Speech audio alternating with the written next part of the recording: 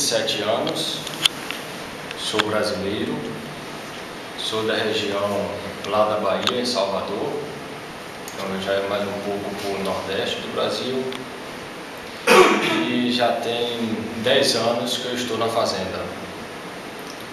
Mas para entender um pouco minha história, eu venho de uma família muito católica, uma família também muito grande, e tiveram duas coisas que durante a minha vida, eu poderia dizer, a minha infância.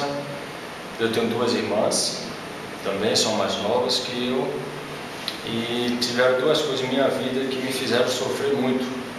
Uma delas foram porque minha família pode ser muito unida, mas quando eu tinha 7 anos de idade, meus pais se separaram. E isso foi um sofrimento muito grande para mim, porque eu estava muito acostumado com aquela união familiar de ver meu pai e minha mãe juntos, e isso me fez falta durante um período na minha vida. E depois, por fato também dessa separação, meu pai se tornou alcoólatra, ele começou a beber muito. Esse foi o segundo sofrimento que eu carregava dentro de mim, que eu não contava para ninguém, eu não partilhava para ninguém. No entanto, eu fiquei no relacionamento com meu pai, eu fiquei com relacionamento com minha mãe e com toda a minha família normal, mas me fazia falta essa vida junto com eles, na mesma casa, eles dois juntos.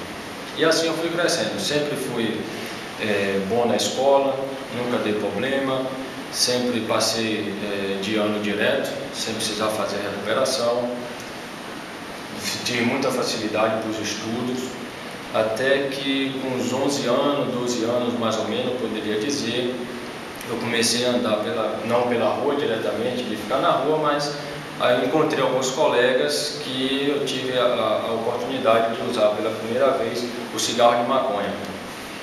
E aí foi onde começou toda a minha história com a droga.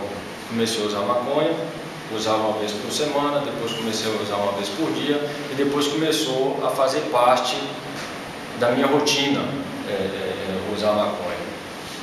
E eu confesso que no momento que eu usava a droga, por alguns momentos eu esquecia desse sofrimento que estava dentro de mim, da separação dos meus pais, de meu pai que era alcoólatra, e isso por alguns minutos me aliviava meu sofrimento, mas quando passava o efeito, vinha tudo novamente. E assim eu fui, comecei com a maconha, depois fui para a cocaína, e com 15 anos mais ou menos, eu já não conseguia mais conciliar a escola, família e a droga. Pedi minha mãe para poder sair da escola. Isso foi um choque muito grande, porque aos 17 anos era para ter terminado o segundo grau, já entrar numa faculdade, alguma coisa assim, e aos 15 anos eu disse para minha mãe que não iria mais para a escola. Isso foi um sofrimento muito grande, e foi onde minha mãe também desconfiou. Ela disse: aqui tem alguma coisa errada, que até então minha família não sabia que eu usava drogas. E aí foi onde começou todo um sofrimento, não só para mim, mas também para toda a minha família.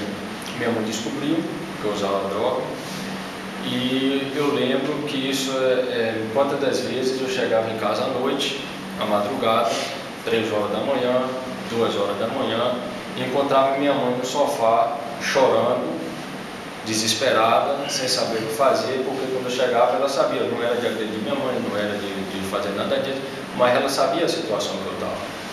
E isso era sofrimento também para minhas irmãs.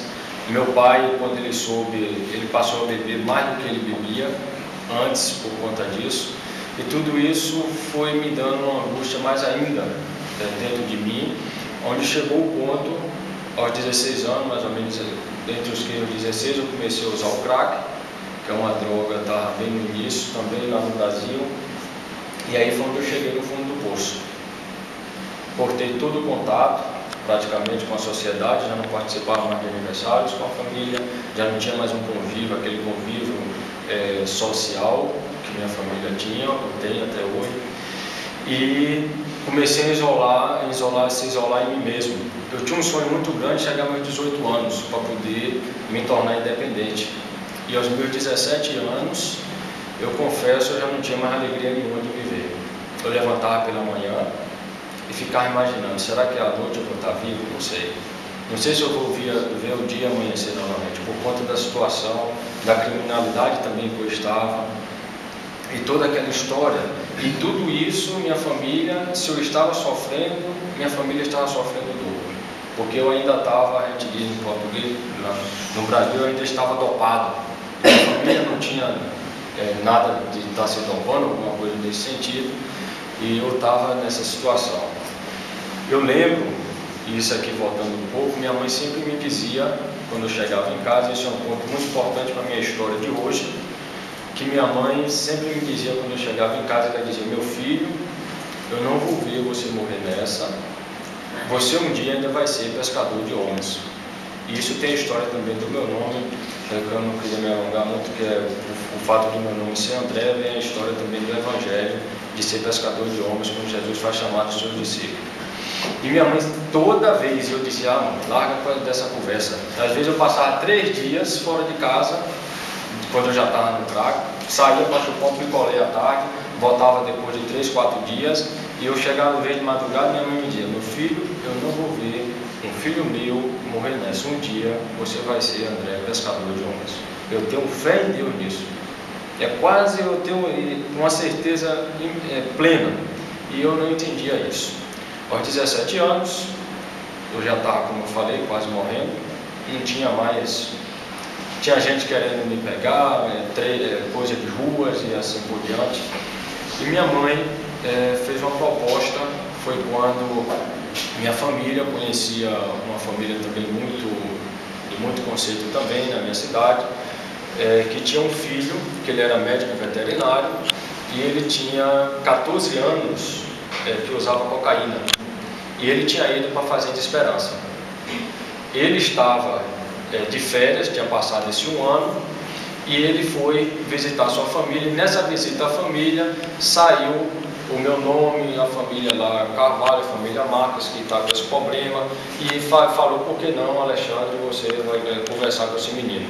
E Alexandre veio conversar comigo e me falou da Fazenda Esperança pela primeira vez. Ele disse da fazenda, falou como era, que precisava ser livre, eu não poderia ir para lá a pulso ou porque minha família quisesse. Aqui tem lugar. Então eu não poderia ir para a fazenda porque minha família queria ou à força. Eu teria que ir pelo desejo próprio. E eu disse a ele, eu falei, e depois quando eu voltei para cá, eu falei para ele que iria. Tinha que fazer uma carta, esse é o processo até hoje, de poder pedindo para poder entrar na fazenda. Eu tenho esse problema, como fez o Antônio, falou: Nelson, eu não aguento mais, me ajuda. Então precisa também cada um que quer vir na fazenda dar esse passo. O que é esse passo? Escrever uma carta e dizer: olha, meu nome é André, tenho tantos anos, tenho problema com maconha, cocaína, crack, meu problema é esse, e eu quero ajuda. Ao retornar para casa, eu falei para minha mãe, mamãe, eu vou para essa fazenda e nem que seja a última coisa, essas foram as palavras que eu falei para minha mãe, nunca esqueço disso, até hoje eu me emociono quando eu falo, porque foi um momento muito forte para mim, muito marcante, porque eu disse: mamãe, nem que seja a última coisa que eu faço na minha vida, eu vou para essa fazenda, mas porém, se eu não gostar, eu irei passar só um dia lá, no outro dia eu retorno e vou morrer nessa. A senhora pode me deixar de mão. Eu só peço isso à senhora: se eu voltar, me deixe de mão, porque eu vou me acabar nessa. E assim eu fui para a fazenda para passar um dia